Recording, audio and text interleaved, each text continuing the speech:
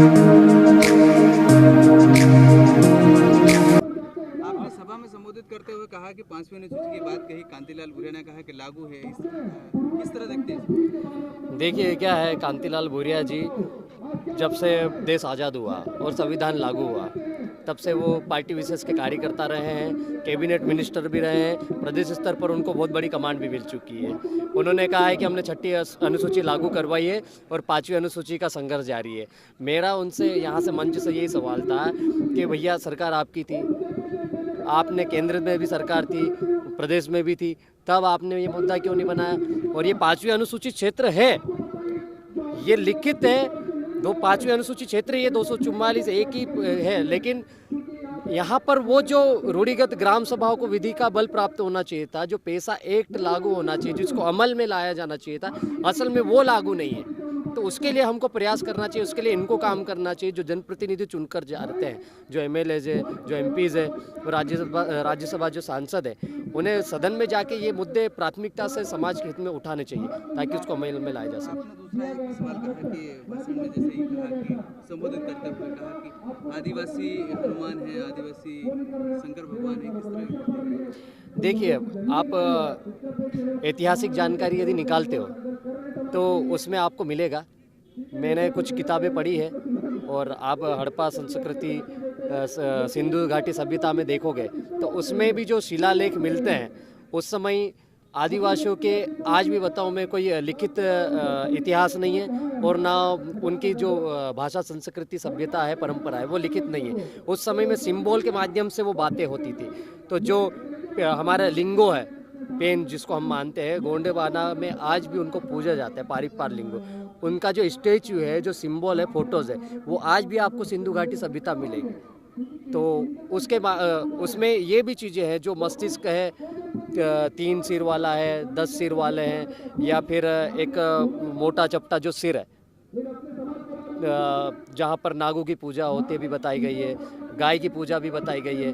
तो ये जो सारे चिन्ह जो मिल रहे हैं वो हमारे पारंपरिक देवी देवता है। उसमें हनुमान को हमारे लोग आज भी पूजा अर्चना, जो भी परंपरागत पूजा करते हैं, उसमें बड़वे लोग, पुजारी लोग, पटेल लोग उनका बाकायदा जिक्र करते हैं, नाम लेते हैं। शंकर भगवान का भी कहीं ना कहीं उनमें जिक्र आता है, नाम आता है। इसीलिए मैंने उसी हिसाब से, इन्हीं साक्ष्य के आधार पर उन्हें आदिवासी कहा है। और वो वास्तव में आज भी हमारे पटेल पुजारा, बापदेव को जो पूजते हैं उनका नाम लेते हैं। दूसरा, आपने ध्वजा को लेकर भी कहा कि बाबा देव की अन्य जगह पे अन्य ध्वजा विसात हो रहा है। देखिए, हमारी जो संस्कृति, सभ्यता, परंपरा है, दूसरी संस्कृति के लोग, सभ्यता के लोग उसको हाईजैक करने की कोशिश कर रहे हैं। असल में आप देख लो ना, अभी भी अंदर किसी गांव में चले जाओ, बाप देव की जहां पर पूजा होती है, जो ध्वजा पताका रहती है, वो सफ़ेद रहेगी या लाल रहेगी ज़्यादातर। यही कलर हमेशा से, प्राचीन काल से हमारे लोग उपयोग करते आ रहे हैं। लेकिन वर्तमान में क्या है, हमारे जैसे पढ़े लिखे लोग बाहर जाते हैं और कोई सा दूसरा तीसरा झंडा लाके गाड़ देते हैं। उससे कहीं ना कहीं हमारे जो देवी देवता है, पारंपरिक देवी देवता है, उनका भी कहीं ना कहीं मेरे हिसाब से तो वो धर्मांतरण माना जाएगा। उनकी संस्कृति, सभ्यता, परंपरा को नष्ट करके कोई और संस्कृति थोपे जाने की कोशिश की जा रही है। जैसा अभी मानगढ़ में भी इसी चीज़ को लेकर हमारे लोग वहाँ पर गए थे। मूर्ति स्थापना को लेकर प्रशासन ने भी बहुत सारी परेशानी का सबक करना पड़ा। इस तरह आदिवासी क्षेत्र में भी ऐसा। देखिए, ये जो मूर्ति है वो किसी आम इंसान की नहीं है, ये देश के स्वतंत्रता संग्राम सेनानी है और विशेष करके आदिवासी समुदाय की भील जनजाति से आते हैं। ऐसे लोगों का ये सम्मान नहीं करेंगे तो किसका करेंगे?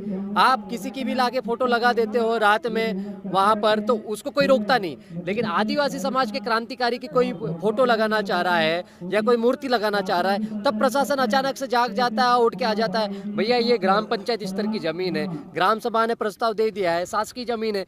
तो भाई दूसरा आदमी कौन होता है इसको रोकने वाला?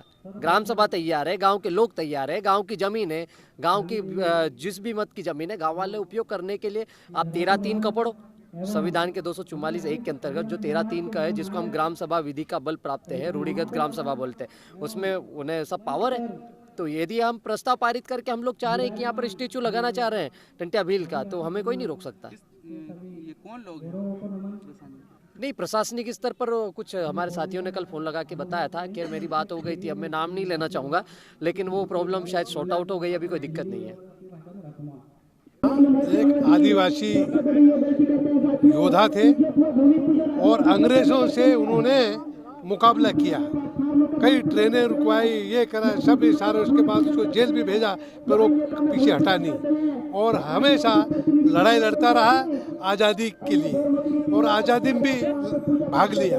तो ऐसे आज उस महान स्वतंत्र सेनानी को टंट्या मामू की आज यहाँ पर स्टैच्यू का अनावरण हुआ है। हम यहाँ पर आशीर्वाद लिया है, उनको हर तरह से लोगों को मतलब प्रेरित करने का काम किया। तो आज यहाँ हम आए थे तो मूर्ति का अनावरण हो गया और सब लोग अपने अपनी भावना यहाँ अर्पित करके अब वापस जाएंगे। मूर्ति स्थापना के बाद जमीन का झगड़ा चला था बताते, फिर बाद में पाल सिंह वगैरह आए और हम बैठ कर फिर उनको पाल सिंह ने कहा अधिकारी से कहकर फिर ज़मीन उपलब्ध कराई। तो ज़मीन के लिए भी कुछ कर रहे थे, नहीं कर सकते भाई, ज़मीन सरकारी है, सरकारी, और टंट्या मामा स्वतंत्र सेनानी है, उनके लिए कैसे मना कर सकते हैं। आखिर में ज़मीन देना पड़ी और आज मूर्ति स्थापित हो गई। इसके पीछे कोई विचारधारा कर रही थी कि मूर्ति स्थापित नहीं हो, पर उसकी नहीं चली और आखिर में आदिवासी समाज की चली और मूर्ति स्थापित हुई। तो सरकार में ये सब सारी चीज़ें मांग चलती आ रही शुरू से,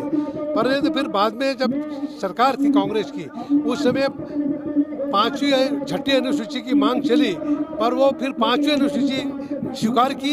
आज 6ठी अनुसूची स्वीकार के बाद 6वीं अनुसूची चालू है, लागू है। और जल जमीन जंगल में भी जितने भी आदिवासी जमीन के ऊपर कब्जा था सबको माली बना दिया, पट्टा दे दिया।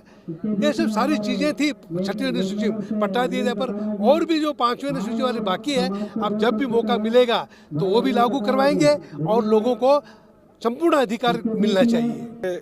टेटिया मामा भगवान की जो मूर्ति की स्थापना करी, इसमें हमारे आदिवासी समाज को पहली बार रामा बिलाक में, पेटलावद विधानसभा के रामा बिलाक में ये मूर्ति की स्थापना हुई। इसमें हमारे बुरिया जी भी आए, हम भी आए और कल कुछ बातें ऐसी हमको मालूम पड़ी कि कुछ विद्रोह यहाँ फैला जा रहा है। तो मैंने अधिकारियों से बात करी तो अधिकारी से मेरे सामने बिल्कुल नकारा कह दिया कि ऐसा विधायक जी कोई नहीं है, आप मूर्ति धाम धूम से गाजा वाजा के साथ मूर्ति बैठा हो।